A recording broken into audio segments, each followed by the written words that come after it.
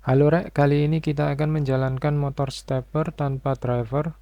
Kalau kalian hanya ingin mengetes, cukup gunakan dua komponen utama yaitu trafo dan elko. Tapi kalau kalian ingin hasil yang lebih rapi, bisa dibuat modul dengan menambahkan komponen tambahan lainnya.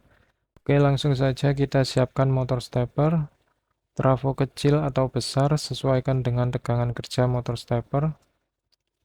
Elko kisaran 100 hingga 500 mikrofarad. Di sini kita pakai 330 mikrofarad tengah-tengah ya. Kalian sesuaikan sendiri sesuai kebutuhan.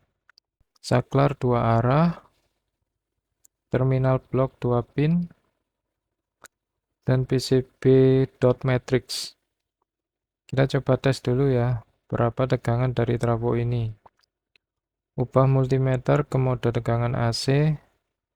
Jika diperhatikan, multimeter menunjukkan nilai pengukuran padahal belum dipakai. Ini karena multimeter berdekatan dengan trafo, sehingga terjadi induksi elektromagnetik dari tegangan AC yang masuk ke trafo. Jadi abaikan saja nilai yang muncul.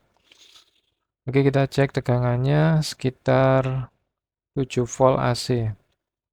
Kita percepat videonya ya.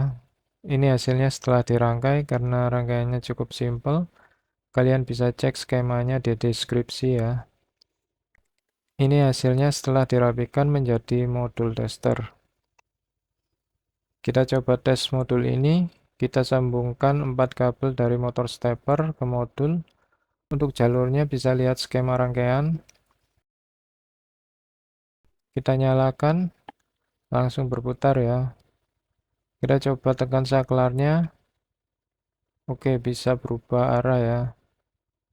Fungsi saklar dua arah ini adalah untuk mengubah arah putaran motor stepper. Kalian bisa lihat putarannya berubah arah setiap kali saklar ditekan. Oke, cukup sekian. Terima kasih.